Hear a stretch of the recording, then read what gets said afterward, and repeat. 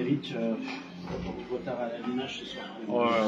De bout en bout, là, ils ont été supérieurs à nous dans tous les secteurs du jeu, offensivement, défensivement, zone neutre. On n'a pas existé ce soir, tout simplement. Ouais. Est-ce qu'il faut mettre ça sur le compte de merci? C'est dur. Moi, ça fait quelques temps que je tire la sonnette d'alarme sur certains aspects de notre jeu et sur l'implication du groupe. Et là, ce soir, c'est clair, quand tu ne te présentes pas contre cette équipe-là, il ne faut pas espérer grand-chose.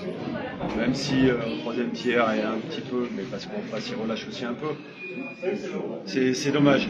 C'est dommage, mais c'est une bonne leçon parce qu'avec Sébastien, on a pu identifier des petites choses aussi, des comportements, des choses comme ça. Donc, on a jeudi et vendredi pour s'asseoir avec certains et puis préparer la finale. Mais avant ça, c'était un rendez-vous que je voulais pas qu'on loupe en tant qu'équipe et on l'a loupé.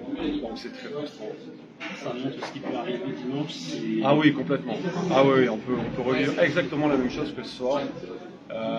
Si on se présente de la sorte, ce sera le même tarif. Donc j'espère qu'on va remettre un peu les pieds sur terre et gonfler un peu le torse là, parce qu'il faut arrêter de penser que quatrième place là. Putain, qu'on laisse ça de côté là, puis qu'on se mette à jouer au hockey là, puis qu'on retrouve un peu nos valeurs, parce que là sincèrement ça commence à faire là, et donc voilà, on va s'atteler à faire ça et faire au mieux dimanche. Dernière question, on a vu qu'il y avait Mézari en tribune parce qu'il était préservé, on a discuté notamment de Kazovara, est-ce qu'on en clôture quelque chose? Non, pas pour le moment, et puis non, moi Valil il était dans les tribunes, voilà, il avait essayé du corps. Paul Joubert, pareil, il a posé les cannes aujourd'hui du Seba du Corse et ça devrait rentrer dans l'ordre aussi. Voilà. Non, c'est ce groupe-là qui va jouer dimanche, clairement, avec les deux que j'ai nommés. Voilà, c'est tout. Après, le reste pour moi, ça n'a pas lieu d'en parler, qu'on en parle. Voilà. En 8 pour une 8e consécutive, avec la manière, vous êtes tout de suite rentré dans le match face à Vega en fait, qui n'était pas trop. Ouais, je l'avais un peu pressenti, c'est ce que j'avais dit aux joueurs.